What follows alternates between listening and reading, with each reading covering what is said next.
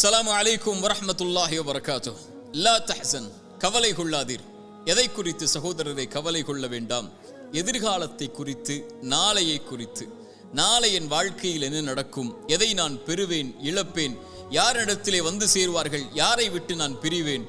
ஒருவேளை என்னுடைய தொழிலில் நஷ்டம் ஏற்பட்டால், ஒருவேளை எனக்கு வேலையை அவர்கள் நிறுத்திவிட்டால், ஒருவேளை நான் மரணித்து விட்டால் என் குடும்பத்தின் நிலைமை என்ன? பிள்ளைகளின் எதிர்காலம் என்ன? ஒருவேளை என்ற 1000 எதிர்காலத்தை பற்றிய கேள்விகளின் பயத்தோடு ஒரு மனிதன் இன்றைய நேரத்தை கழிப்பதால் அந்த பயமே அவனுடைய இன்றைய நாளையும் அழித்து நிகழ்காலத்தை தரைமட்டமாக்கி விடுகிறது.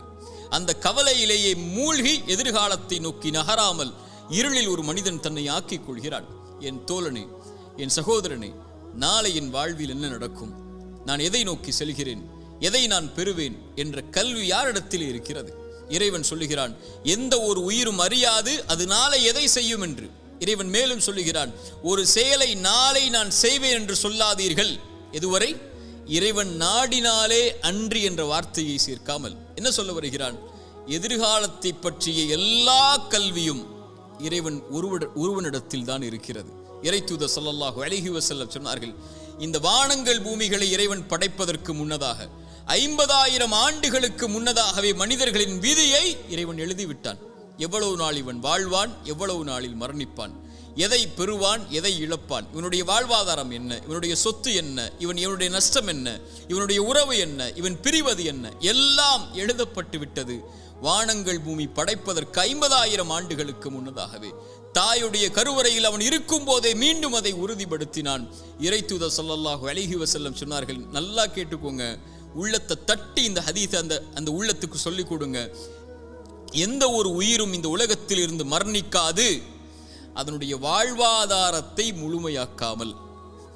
சுப்ஹானல்லாஹ், மீண்டும் சொல்கிறேன், எந்த ஒரு உயிரும் இந்த உலகத்தில் இருந்து மரணிக்காது அதனுடைய வாழ்வாதாரத்தை முழுமையாக்காமல். இவன் எதை பெறுவான், எதை இழப்பான், இவனுடைய சொத்து என்ன, இவனுடைய செல்வம் என்ன?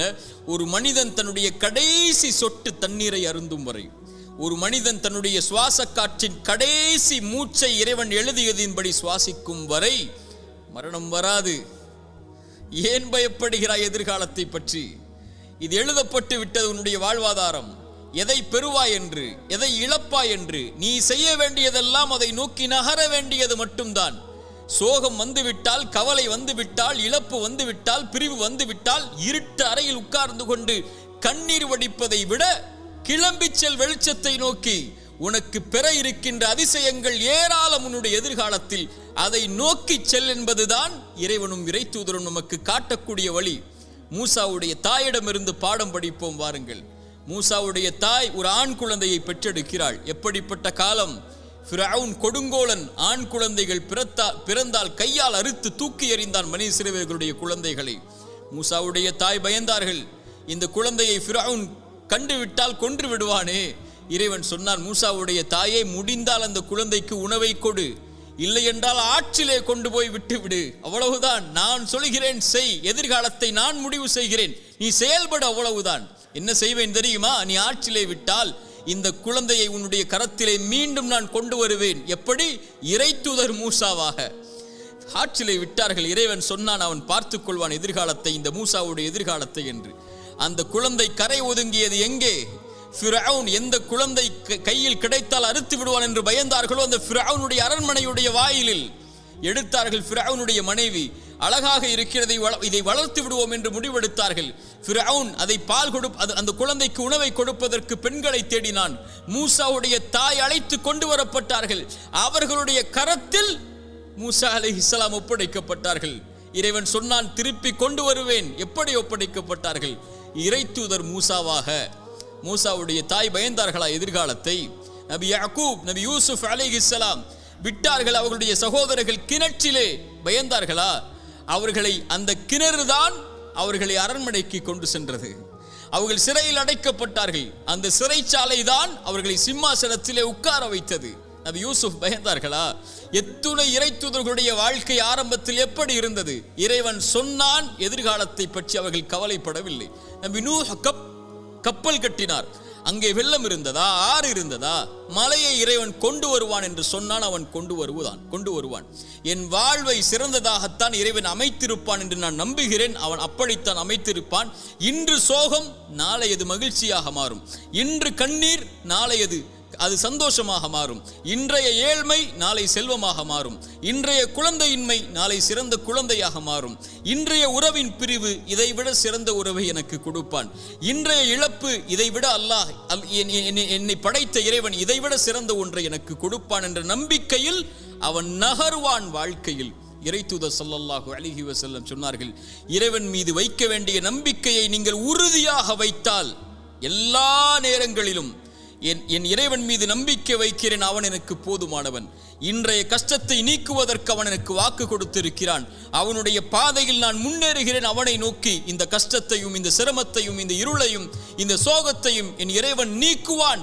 அவன் நாடிய போது இதைவிட சிறந்த ஒன்றை எனக்கு கொடுப்பான் என்று இழப்புகளையும் நஷ்டங்களையும் ஏமாற்றங்களையும் அவதூறுகளையும் அவமானங்களையும் பற்றி கவலைப்படாமல் கண்ணியத்தையும் வெற்றியின் பாதையிலும் பயணிக்கக்கூடிய ஒரு மனிதன் இறைவன் மீது நம்பிக்கை வைத்தால், இறைத்தூதர் சொன்னார்கள், ஒரு பறவைக்கு இறைவன் எப்படி உணவளிப்பானோ அது போன்று உங்களுக்கும் உணவளிப்பான். அவ்வளவுதான். பறவைக்கு உணவளிக்கக்கூடியவன் உங்களுக்கும் உணவளிப்பான். ஆனால் அந்த பறவை, இறைத்தூதர் சொன்னார்கள், காலையில் வயிறு காலியாக செல்கிறது, மாலை வயிறு நிரம்ப திரும்பி வருகிறது. அது காலையில் பசியாகத்தான் போகிறது. ஏன்? அது கூட்டுக்குள்ளேயே உட்கார்ந்து கொண்டு எனக்கு இறைவன் இந்த கூட்டில் உணவளிப்பான் என்று எதிர்காலத்தை பற்றிய பயத்தோடு உட்கார்ந்து இருக்கவில்லை. கிளம்பி செல்கிறது இறைவன் உணவளிப்பான் என்று. மாலையில் வயிறு நிரம்ப வருகிறது.